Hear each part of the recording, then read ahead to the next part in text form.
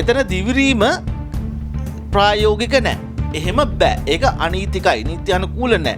එහෙමනම් දිවුරන්න ඕනේ බුද්ධ ශාසන කෑල්ලටත් අර ගමගෙදර දිසානායක. එහෙම දිවිරීමක් උනේ නැහැනේ.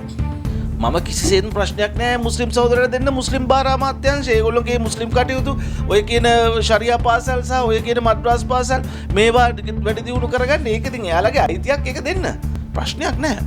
හැබැයි බුද්ධ ශාසනයට ඒ ගැන අබම රුයින ඔක්කො දන්න කෙනෙක් දාන්න එපා. දැන් ඔය කූරගල දෙවනගල මුහුදු මහ විහාරයේ මුස්ලිම් ආක්‍රමණ නිසා වෙනසිගෙන යනවා. දැන් මෙතුමට පුළුවන් ද ඒ සම්බන්ධව කතා කරන්න ඔවුන්ගේ මුස්ලිම් පුජ්‍යලයක් විදිහට මුස්ලිම් මැජොරිටි එකට ගිහිල්ලා බුද්ධ ශාසනය ආරක්ෂා කිරීම. එතකොට ඒක හරාම් උට.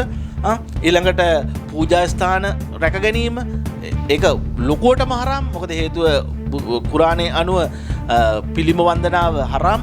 එතකොට ඔවුන්ට ඒ ස්ථාන වෙනත් ස්ථානවල තියෙන පිළිම ආරක්ෂා කරන්න බෑ. එතකොට ඒක ලොකුවටම හරම්.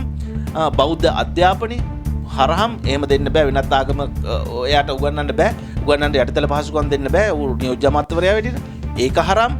මේ විදිහට නම් සිංහල සංස්කෘතිය රකින්නට මේ මුස්ලිම් සහෝදරයෙකුට මේක දෙනවා නම් ඒක සම්පූර්ණ වැරදි. ඒක මොන හේතු පාටක දුන්නත් ඒක වැරදි. වැරදි නම් වැරදි.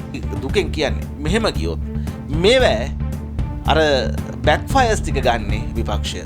හොඳට මතක තියාගන්න. ඔවුන් ස්කෝ කරනවා.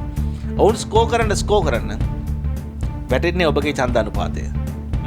ඒක නිසා ඔබ හොඳට මතක තියාගන්න.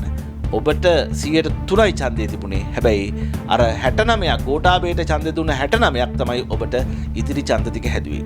එතකොට ඒ 68 ලක්ෂයේ ගෝඨාභයගේ ඡන්ද තිබුණා. ඒ ගෝඨාභයගේ ඡන්ද කියලා සිංහල බෞද්ධ ඡන්ද. මොන ප්‍රශ්න තිබ්බත් සිංහල බෞද්ධයා තමන්ගේ ආගමට තමන්ගේ ජාතියට කෙලවෙනකොට ඔවුන් දෙපාරක් හිතනවා.